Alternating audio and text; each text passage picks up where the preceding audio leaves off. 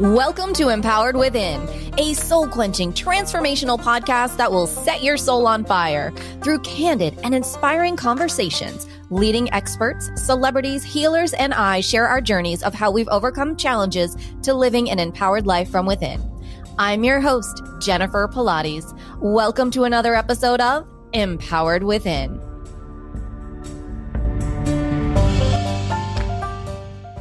Hi there, and welcome to the show. I am honored to have with us today April Adams. She is an emotional health consultant showing women's tools you can use to get emotional relief from any emotional trigger. Her specialty is working with empaths who are dissatisfied in their romantic relationships. She's been a holistic practitioner for over 22 years. April is the author of 2 best-selling books and a life-changing workbook. Welcome to the show, April. Thank you so much for having me. Oh, I'm so excited to have you here. And we were just talking off air about your 2 phenomenal books. Oh my goodness. We have to talk a little bit about your book, Essence. I just said it should be entitled The Bible for light workers and empaths. I just can't put it down. There's so much in there. Tell me how that book started for you. Oh my gosh. Well, I released it in 2015 and it was pretty much the compilation of everything I had learned in the first 5 or 6 years of my own healing journey into spiritual, metaphysical, self-help healing and all of that. And it was all of the things that had helped me and all of the things that I had been able to help my clients through consolidated into one book. And I started out wanting to teach it as a healing method. And then once I started creating a manual for that with all the how-tos and everything, I realized, in order to be able to do this level of healing work on yourself or anyone, you have to also be in a good place mentally, emotionally, physically. So it's all of those things to help you get there so that you can kind of really embody that highest level of self and healing. It really is quite an amazing book. It is so empowering. I mean, like I said, I just can't get enough of it. So tell me, how did your journey begin? When did you realize I'm an empath, or even what an empath is? Yeah, well, my healing journey in general began because I was obsessed with the honeymoon phase in my relationship. Whenever that ended, I would be literally devastated. And I spent about 3 years straight trying to get my wife to turn back into the person I had fallen in love with when things had changed. And then one day I was lamenting to myself, why does this always happen to me?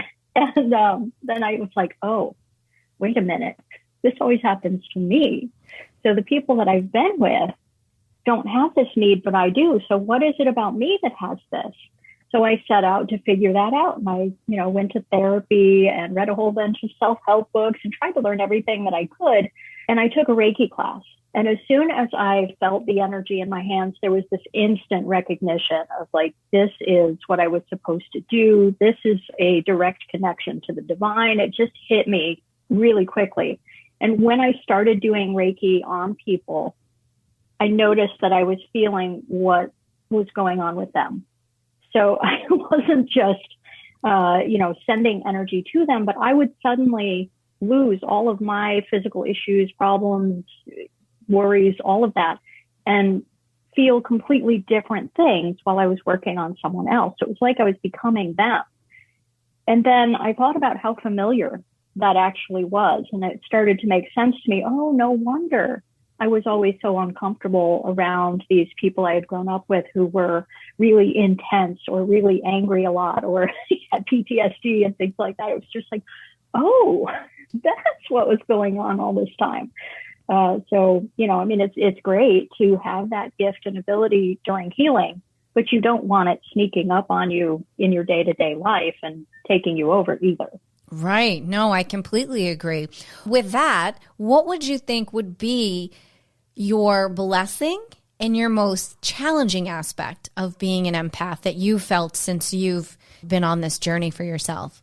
I think that as far as the negative aspect of it, when everything is going so crazy in the world and there's just so much stress and tension, it's difficult for empaths to not just automatically pick up on the vibe out there and get worn down and start to feel anxious or depressed or whatever as a result of that.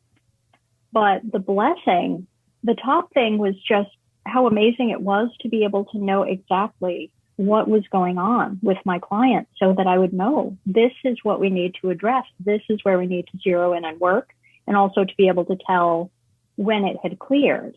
But the thing that has really been amazing for me with the empath journey is that the more of my own stuff that I have cleared, the less I take on everybody else's stuff. So I no longer automatically feel everybody else's stuff like I used to, because I've done so much psychological work to clear my own negative emotions and reactions and triggers and things like that. So now I can choose when I want to tune into people or when I don't. So I still have the gift and ability, but it's not being put on me. I'm selecting whether I want to use it or not at any given time. And that's been the most incredible part of this whole thing. Okay, so I know every empath is going, wait, what?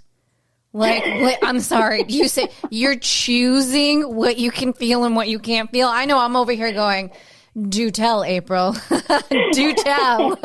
I mean, how are you not shielding yourself every day? Are you not saging like a crazy woman? So please, share that with us. Please help empower all of us empaths around the world, because that's something that, it's hard as an empath out there when you're on this path to find the answers, to even understand what's really going on within you. Right. Well, there's a lot to the empath journey and my own personal empath journey, because when I first started figuring out that's what was going on, this was, 10, 11 years ago. And there was one book out at that time for empaths.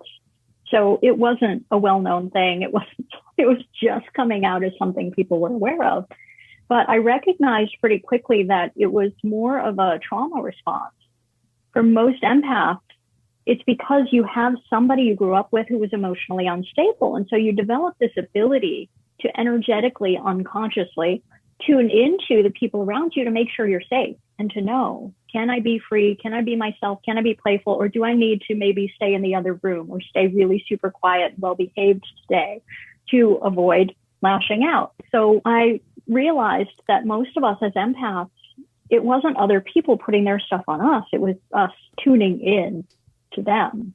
And then we would pick up on a vibration that was similar to ours, in a trigger that we have in us that we were picking up on in someone else, and we would resonate with it and we would start being reactive to it. So in the beginning for me, the big piece was pulling in my energetic tentacles and minding my own business so that I wasn't tuning into everyone else. So that was kind of step one, and that was very beneficial. I would do that before I went to the grocery store or things like that, or if I noticed that I was feeling something that didn't make sense to my situation. And then as I got more and more intuitive, more and more into the energy healing, I was shown this way to use the energy of your spirit and expand it into this like Merkaba symbol shape around you that was kind of like an air purifier for negative energy. The way that it was shown to me was like how trees will take in what we breathe out, even though that's toxic to us. To the trees, they like that, and that's beneficial for them. And then they put out the oxygen, which is beneficial for us. It's this beautiful cycle, and nobody's depleted. There's nothing negative. And that essentially, if you do this, it's kind of a complex process that's in my books with some guided meditations to walk you through it. But it's creating at your heart center this Merkaba symbol that expands out around you, almost like a hamster ball. And then anything that gets inside of that space is automatically being transformed without depleting you. You actually get boosted the more that you're transforming that energy. So those are the things I was doing for quite some time. Whenever I noticed something felt off, I would either pull in my tentacles or I would turn on my hamster ball. As I started doing subconscious healing work on myself, and removing my triggers, removing all of my traumatic events and everything, and convincing my subconscious I was safe in the face of all of those things, I was becoming less and less reactive to things. And then after a couple of years of consistently doing that work on myself just for emotional peace, I suddenly realized I'm not picking up on other people's stuff anymore. I'm not just walking into the grocery store and getting angry. I'm not like sitting next to somebody who's stressed out and getting stressed out as well. And, so then I was like, can I still do it? Did I lose my ability? And, that was there. As soon as I like tune into somebody specifically, I can start to feel it, but it's more intentional now. And it's very rare at this point that I start to feel something that doesn't make sense to me. And, then I know if I am picking up on something and it is kind of taking me over, that, there's something else I haven't worked through that I need to work on. But it's been incredible to get there. It's such an incredible perspective to look at it, that this is something that's triggering in me and I need to work on that. And I think that that is very empowering versus people being afraid to go to the grocery store thinking, well, I'm going to feel everything because I'm this empath and I read that I'm supposed to feel everything. And well, yes, but no. So I find this very interesting. And you say that you just pulled in like your little spidey tentacles. Yes. So no shielding. Nope. Just of course, the first book that I ever read, Whose Stuff Is This, was the only book that was available for empaths for a long time, did talk about shielding. And so I tried that for a while, but I really felt like it didn't resonate because it wasn't people attacking me with their stuff. It was me checking in with them to make sure I was safe with them. I mean, that is just a complete, like almost slightly mind blow, that mind shift. It really is. But it makes complete sense. And if for those empaths out there that don't realize that, yes, a lot of us, most of us come from traumatic situations in childhood, whatever that may be. So that's it's very rare that I hear anybody who didn't grow up with some kind of traumatic situation or emotionally unstable person. And I would assume that the people who don't have trauma in this life either aren't recognizing something that was traumatic as trauma, or it's coming from a past life and they've just continued to bring that gift with them, through different lifetimes. But it's so rare to hear of anybody who didn't have that kind of difficulty and become an empath. Yeah, I myself as well, I've not met someone that has not had something. And I find it's just so intriguing. The whole process of it is very intriguing to me. And that it all really ties into the subconscious. Now, how do you feel about the nervous system and the subconscious? Do you, as far as empath, do you work with them together? Do you really feel it's more the subconscious that then triggers the nervous system, the protective mechanism? Yeah, because when you have a trigger, so let's say something happens to you multiple times in your life. There are these synapses in your brain that automatically connect the trigger with the emotional response you would typically have to it. So those synapses, as soon as anything similar to that trigger shows up, boom, there's that emotion immediately. And that emotion is creating that stream of chemicals and stress chemicals that are flushing through your body just instantaneously without you even having to have a conscious thought about it. So in order to stop that immediate synaptic reaction, we have to convince the subconscious that we're safe in the face of whatever that trigger is. And then once the subconscious feels safe, you don't immediately have that boom response to it. And then you don't have the stress chemicals flowing through you. And now your neurons aren't all going crazy. And Right. Which then affects the nervous system and you're like having a meltdown and you're like, oh my God, what's happening? Right. Yeah.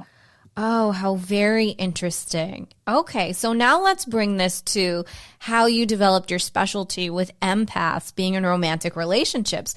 In reading your books, honestly, my eyes have just been open to, it's like the onion that just never stops. You just keep peeling away and I'm like, oh my gosh, I'm so intrigued. So please expand on that, because I think this is something I had no idea, but subconsciously I probably had a pretty darn good idea. Yeah, right. Absolutely. So when we work with people, when we're in the healing industry on any level, we attract people who are similar to us. And so, I've been an empath all my life, even whether I knew it or not. And I have spent my entire life wanting my relationships to look a certain way or being obsessed with meeting the one when I was very young. And so I've always been obsessed with that. And so I tend to attract people to me who are empathic, kind of are feeling the weight of the world and also have all of these strong expectations on their relationships to fulfill them and for their romantic partners to be more like them and have the same beliefs that they do and to fulfill them in some way, and being devastated when it's not looking the way that they would want or expect it to, because that was my journey. So it's incredible to watch those kinds of people just automatically gravitate toward me. And because that's the primary wound I have to heal, it makes it so easy for me to be able to serve them, because I can walk them through exactly how to get to a place of peace in all of those kinds of situations.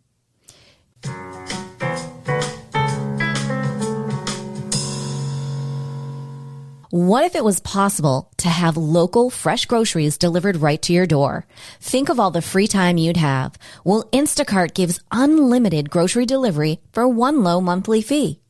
Forgot that special ingredient in your favorite dish? Instacart can deliver it to your front door in as fast as 1 hour. You can shop multiple stores, see deals in your area, and save time and money. I've been using Instacart for over 3 years. I started using them in Arizona, and I'm using them here in Florida. I love the time-saving convenience. They pick the freshest products, and they keep my eggs safe too. To receive your first delivery free, follow the link in the show notes so that Instacart knows that we sent you and to help support the show. Instacart, never step foot in a grocery store again. You heard it through the grapevine here, the story of Dry Farm Wines. Pure, natural wines begin from a healthy farm and ends with a vibrant sip from biodiverse vineyards to antioxidant-rich grapes. Dry Farm Wines, pure, natural wines express a completely unique wine experience, conveniently curated with wines of your choice on a schedule that's right for you. I fell in love with Dry Farm Wines about 3 years ago after I noticed I was having allergies drinking wine. When introduced to Dry Farm Wines, what I loved about them is that they're organic and biodynamic. They're vegan and lower in alcohol, sugar-friendly to keto and paleo, and free of toxic additives and low to no sulfates. You are drinking a healthy glass of wine. Not only that, they have an incredible happiness promise. If you don't like a wine for any reason, they will either replace the bottle or refund you in full, whichever you prefer. To receive your penny bottle of wine, follow the link in the show notes so that Dry Farm Wine knows that we sent you and to help support the show. Dry Farm Wines, pure, natural, great wines from around the world delivered to your door. Do you find that most empaths are like yourself in romantic relationships? Yeah, it tends to be pretty common. There's a lot of a pattern of wanting their romantic partner to always be happy and to be up and to be well, and because we suffer when the person that we're around all the time is suffering. And so we don't realize how selfish it is. We think we're, trying to fix them, but honestly, it's because we can't be comfortable until they are. But of course, that's a myth, but that's the perception. That's the feeling of I need to do something to make this person happy so that they can relax, so that I can finally relax. And, if you look at the traumatic history for empaths too, there usually is a people-pleasing tendency that, we had to people-please whoever that person was in our lives who was emotionally unstable. We had to make sure that they were always pleased and comfortable at everything and non-reactive so that we could feel safe too. So we repeat that in our relationships as well. So there's definitely, a little bit of both, because I had that tendency, but I also had the tendency to try to control my partner into meeting my needs and things like that. So there's kind of opposite ends of the spectrum. Like, let me please you and try to do everything to make you happy and comfortable, everything, but you damn well better do that for me too, Right. Yeah. Now, do you feel it is a myth, or do you feel that because of that kind of pleasing aspect and the traumatic situations that empaths have gone through, that they do tend to attract narcissists or people with narcissist personalities? I would more likely put that to the negative patterns, and like we are attracted to familiar. So typically, if we have a narcissistic parent or highly, like intense effect person in our lives as a child, we will probably also be drawn to that and draw that to us because it's what we're used to, what we're familiar with. And we don't know that there's something else that's possible. And, even if we see an entirely different option out there, it seems so alien to us. We don't know what to make of it when somebody is actually genuine and sweet and kind and caring. It feels weird. It feels boring. So there's a strong tendency to keep going to these big personalities if that's what we grew up with. Mm-hmm. So that's part of what we have to heal too, is the wounding of that, the expectation, the tendency to feel boredom around those kinds of things. Right. So for the women out there who are listening going, yep, that's me every time.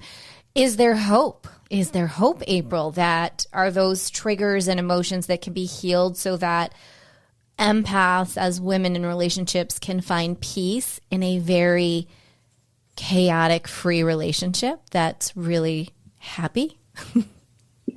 Yes, absolutely. I have walked that path myself, and it's really astonishing what you can accomplish by dealing with your subconscious mind. And not only your emotional triggers, but also the belief patterns and things that you run that control how you behave, because our behaviors are driven by our unconscious beliefs. So when you grow up and you're bullied multiple times, you tend to form this belief of either that's how everybody treats me or that's how I deserve to be treated. And then energetically, it's like we're broadcasting that belief about ourselves out to the world. So it's almost like we've got these invisible billboards above our heads. And people who don't resonate with that are going to see that and run the other way. They're just not even going to be drawn to us. But the people who do resonate with that are going to come right in, and they're going to prove that belief to us even more strongly. They're going to continue to treat us that way. And then that belief is going to become even stronger. And then we're going to attract even more of that. And it just perpetuates itself in this endless cycle until you heal that belief or that perception. This is how I deserve to be treated, or this is how I always get treated. When you heal that as your belief pattern, you change what your billboard is saying, and you start drawing different people to you. Right. And drawing different experiences within your own life as well. Yes. How amazing. Okay. So for someone who says, well, this sounds amazing, April, like sign a girl up, like untrigger me. Right. How would you explain your process when you're working with clients so that they understand? Because it's very special, and I know that part of it is in your book, Essence. Explain that so that people are a little more comfortable with it. Yeah, and it is very different than anything else that people have experienced. The main thing is that if you have tried a million things, because that's where I was, I had tried self-help and energy healing and therapy and all kinds of things like that, and nothing had taken care of my issues. But once I started to deal with the subconscious mind, I was seeing big shifts left and right, because that's what drives us. So I finally found, like just at the end of when I had published my 2 books in 2015, right at the end of that year was when I discovered the most powerful subconscious healing tools I had ever encountered. And these are basically audio tracks that you listen to while you think about whatever is bothering you. So if you have a trigger or something, you basically freak out about that trigger just like your brain naturally wants to do. And it is convincing your subconscious mind that you're safe. It is decoupling that negative reaction from that trigger so that you're able to just look at that thing from a much more calm, logical standpoint. And the reason it works so well is it basically takes every different subconscious brain retraining method and modality that has ever been proven effective into one set of tools. So it just takes all of them, and so it works faster. It works more long-term than anything else. Where before, I would go for hypnosis, I would go for EMDR, I would do EFT on myself, and it would still come back. Like I would still have to peel the layers and work through the layers of a particular issue. But when you combine everything, that works, you can actually clear things much more quickly and easily and not have to keep peeling the layers of the onion, but actually dig the whole onion up and throw it away. And that really allows you to work through way more things than you would be able to if you were only using one of those modalities on something. Right. So it sounds like, one, you're actually getting to the root. So you're going to the actual root cause and starting there and getting rid of it versus, like you're saying, going through piece after piece. And it definitely sounds like a lot more bang for your buck. I mean, for somebody now, and I kind of heard this coming in, which is really interesting. This message kind of came in the middle of that. So somewhere, you know, a woman is thinking this. So someone that's in a relationship now and say that it is maybe a hot mess or isn't the best for them. And they're saying, well, oh my God, like if I do this, because right, you know, as an empath, there's always going to be that fear. If I do that and my whole world changes, my God, April, what happens? Like, am I getting divorced? Am I breaking up? Because you know, like as empaths, that's going to be the next thing. Like, the instability is coming in. So what do you say to that woman to go, hold on a minute, here's what really happens? Right. Yeah. And I mean, honestly, when I cleared my biggest trigger, I'll be completely honest, I spent about a month going, who the hell am I now? Because I had always identified as this highly sexual person. I had spent my whole life wanting to be famous. And so working on my whole theme of being unwanted throughout my life just cleared that completely. And so then I'm going, well, what's my purpose? What's my purpose in my work if I don't care about being famous? How do I identify myself if I'm not touting myself as this highly sexual person anymore and making that such an important thing? And at the same time, I was also going, you know what? That neuroses isn't bothering me anymore. So what the hell do I care who I am? I'm actually at peace for the first time in my life.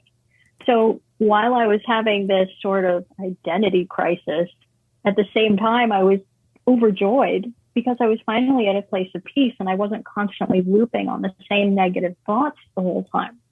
So that was part of my journey. But I get that question so often. People don't know who they are without their suffering, or they're afraid that they're going to outgrow their spouse. And, you know, I mean, certainly when I started doing this work, my wife was afraid that I would outgrow her if I was doing all this work on myself. But often they grow along with us, even when they're not doing the same level of work. So it's amazing when you start committing and just doing the work on yourself and putting your nose to the grindstone and not expecting it of anybody else, what starts to shift automatically anyway. But even if you choose to leave your relationship, you'll be able to make peace with whatever that looks like at the time. And often with those people who have that question, one of the first things we will work on is their fear of too much change. That's the beauty of these tools, is anything that you're afraid of in doing this work, anything you don't like about doing the work, like facing your negative emotions, you can actually use these audio tracks to get relief from that, to get out of your own way, to be able to follow through and do the work. So, you know, it solves itself essentially, but that's also partially what I'm there for, because these tools are available to anybody to be able to use on their own. They were built originally as self-help tools. However, what I have found over the years, because in the beginning, I was just telling everybody, go use these tools, go download, and nobody was. People weren't following through, or they would do a couple of rounds and then move on. But the ability to have the detachment from someone's story and show them what's the root of this issue so you can clear it there. Why is this thing continuing to show up in your life? What is the negative or limiting belief you have that's blocking you in this scenario? So that's what I am. I'm that detached part of it, being able to show people exactly what they need to be thinking while they're using these tools, how to get exactly where they want to be with them. And so when people have blocks to doing the work, when they have resistance, that's part of what I'm here to guide them through, is how to get out of their way so that they can actually find that peace. Right. So to the empath out there, to the woman out there who's saying, well, April, I met this guy and he's offering me the world. My God, it's everything that I've wanted. Oh my God, What do I do? Because there's that flip side, right? There's that flip side also to, well, I know I asked for all this, universe, and now you're showing, what am I supposed to do with this? Because so used to being in chaos, but yet maybe, let's say, half healed in the healing. And so now you're starting to draw in this beautiful new energy. And there's, right. So you're in that half and half world. What do we say to these people? Well, it depends on what the resistance is that's coming up. Like, what is the fear? Is it, that it doesn't feel familiar, that, it's a different kind of person? Then I would work on whatever that fear or trepidation is, or that sense of discomfort around that kind of change. For some people, it's, it feels too soft. It feels too dull. It feels too peaceful. And I don't know what to do without the roller coaster. Well, working on that discomfort around that peace and calm and grounded kind of relationship. It can sometimes also be our intuition, because a lot of times those really big, powerful connections can be very triggering, and it can be a narcissist that you've drawn in, especially if they're like really over the top in the beginning. It's a clear red flag if they're love bombing you right off the bat. So sometimes it's our intuition showing us. But my first inclination is always to clear the fear and the discomfort first, because if it's our intuition, we will continue to be uncomfortable with it. Even after we've cleared our reactivity to it, we will still feel wrong with it. So my go-to is always clear your fear, clear your discomfort, get rid of the emotional reactivity to whatever it is, and then sit with it. And if it's still not feeling right, then it's your intuition going, no, get out. This isn't correct. Right. Well, that's excellent advice. I really think that this is going to help so many people. Geez, I feel like so. This is amazing. I don't think you could pack any more value in if you tried, Miss April. You've gone full circle on the empath. I love this. This is amazing. So over the years, I know you said that it's been really difficult as you've been on your healing journey. Are there mentors or are there healers along the way, or books that you were like, oh my gosh, like if there's one book besides your book Essence, which honestly, and I truly am like, holy mackerel, this really is a Bible for empaths. And please, everyone, we'll have links for you to be able to go get it. Along the way, what really helped you? What moments really made the difference and really kind of gave you those pivots along the way? Right. Yeah. Well, I would say that one of the first books that was really big for me was Louise Hay's You Can Heal Your Life, and Wayne Dyer's Your Erroneous Zones was also very good. Currently, I love Joe Dispenza and absolutely adore his book, Becoming Superhuman. But I feel like it's very next level, because I am able to reach the levels of bliss that he's discussing in the book, primarily because I don't have negative thoughts blocking my ability to meditate like most people do. But, so it's more like if you're looking to level up and you want to bliss out, that book is amazing, but it's a million times easier if you aren't running a whole bunch of negative programming and traumas and things like that going on. But as far as relationships go, because that was my big thing, there was a book called One Soul, One Love, One Heart by John Welshons that is just incredible for recognizing it's not my partner's job to satisfy me in my life, that I need to figure out how to satisfy myself and find fulfillment there. And then the other big key was a book called The Erotic Mind by Jack Moran, who's a sex therapist. And his whole premise is that we as adults use our sex lives to try to get the emotional needs met that weren't met when we were children. And that's what unlocked my biggest trigger and helped me figure out why I was obsessed with the honeymoon phase. And it was like, it led all the way back to being an unplanned pregnancy. So that was the key, the piece that I needed to finally figure out, oh, that's why I have always had this obsession. And then being able to heal that there. So that one was really pivotal for me. Wow, those are great examples. And again, across the board, thank you for sharing those. Those are wonderful. So April, books are incredible. Yeah, books are incredible. I mean, they really are. They're timeless. And I'm very old school for everyone. And everyone out there knows that if you're listening, you're an avid listener of the show. Like, I want to feel it. Like April's books, literally you can feel her coming through, her energy. And that's why pre the show, I'm like, oh my gosh, I feel like we've been BFFs for between watching her on Instagram. She has an incredible Instagram, and her books. I'm like, I feel like I've known her for years. So I thank you for that, for sure. Definitely. It's my pleasure. And I'm honored that you're enjoying it and that you wanted to have me on to talk about it. It's, so important for more people to have access to this stuff. It truly is. It truly is. And I agree. Like you, when I found out I was an empath and then I started to dissect, and then it was like, well, wait a minute, that's how I became an empath? And then it was like, after the initial oh, this is your fault, then it was like, you know what, thank you so much that I'm so strong and I feel so much and I know so much, but it takes a while. It takes a minute. Right. Oh, yeah. It takes a minute. And there's a lot of healing that goes on and still in the journey. So your book is definitely helping me with that. So I thank you very much for that. Wonderful. Thank you. We are getting to that time in the show where I ask this one question. Are you ready, Miss April? I hope so. What is one thing that no one knows about April Adams? What is it that no one knows about me? That's a tough one.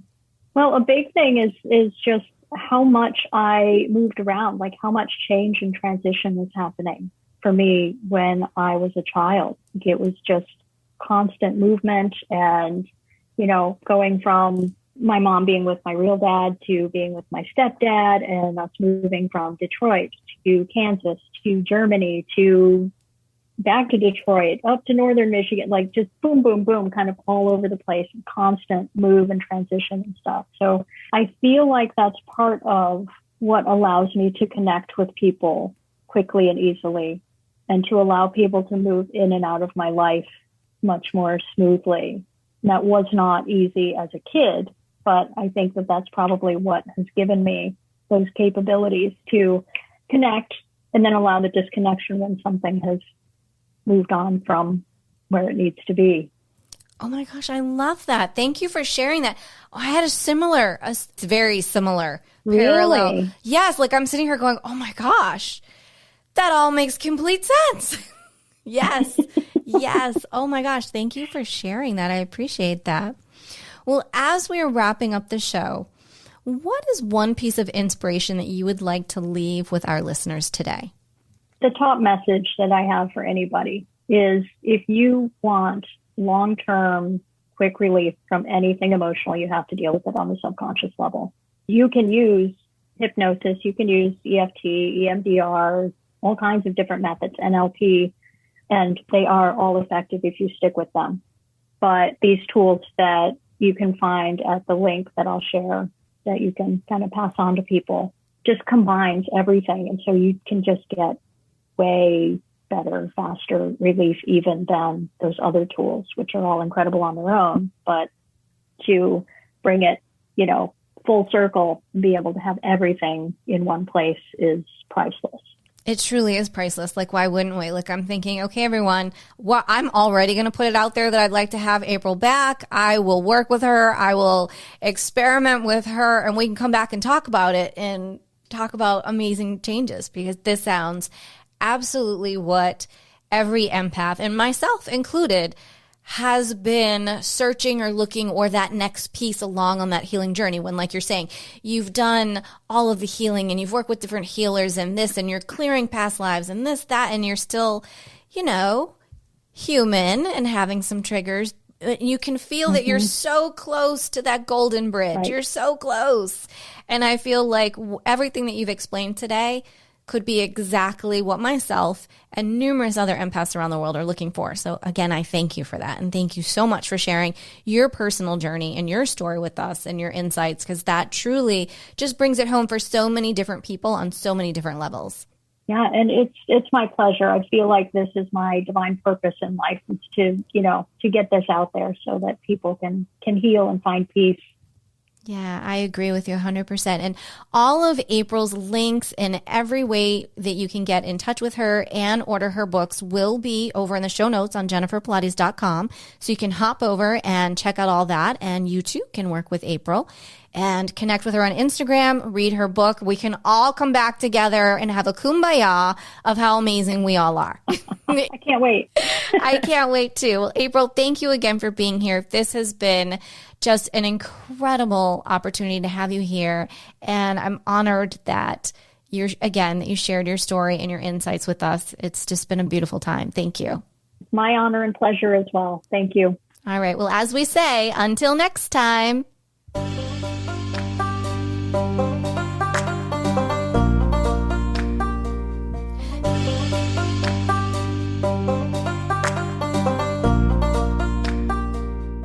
Thank you so much for tuning in to another episode. Please remember to rate, review, and subscribe to Empowered Within with Jennifer Pilates. Your feedback is important. It helps me to connect with you and gives me insight into who you are and what you're enjoying about the show. For today's show notes and discount codes from today's sponsors, head over to jenniferpilates.com. Until next time, may you live an empowered life from within.